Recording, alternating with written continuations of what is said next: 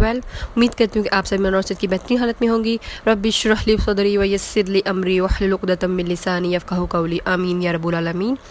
आज हम ख़त नस्ख़ का आइन सीखेंगे। इसका कानून जो थोड़ा सा मिलता जुलता है जीम से, इसका नीचे वाला हिस्सा बिल्कुल जीम की तरह ही है जी। तो हम इसके इस हिस्से के बारे में बात कर लेते हैं। इसका हिस्सा और इस हिस्से में थोड़ा सा डिफरेंस है।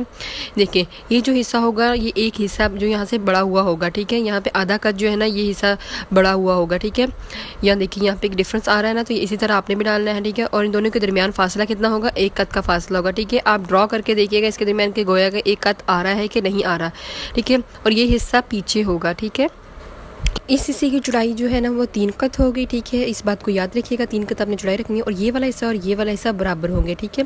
जैसे हमने जीम लिखते वक्त बात ध्यान रखते हैं ना, यहाँ से बराबर होगा, ठीक है। तो बिल्कुल वैसे ही यहाँ भी ये दोनों से बराबर होंगे, ठीक है। और हमने यहाँ पे इसकी जो लंबाई मैयर करनी 4 से जो 5 कत होगी, अंदर से मैयर करनी जैसे हम जीम में मैयर करते थे, ठीक है। ये बात याद रखिएगा, 4 से 5 कत हो, ठीक है। और यहाँ से जब हम इसको जो है निशान लगा कर देखेंगे ना, तो हमारा एक कत आगे होनी चाहिए, एक कत ही आगे होगी, ना ज़्यादा ना कम, ठीक है। इस बात को याद रखिएगा। अब हम इसके स्टेप्स के बारे में बात कर लेते हैं। तो इसके 3 स्टेप्स हैं।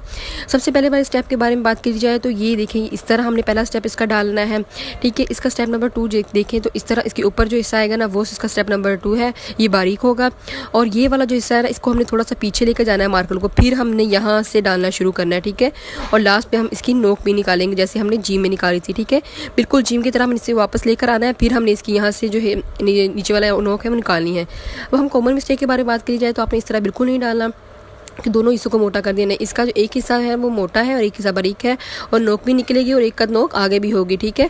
इस बात को हमेशा याद रखिएगा। और हमने बिल्कुल उर्दू की तरह इस तरह नहीं डालना, ठीक है, ना स्टाइलिंग वाला हो जाता है, ठीक है। और ये देखिए, यहाँ पे आपने नोक भी नहीं निकाली, यहाँ पे एक कद का फासला भी नहीं है, ठीक है। इस मिस्टेक को भी अवॉइड करें।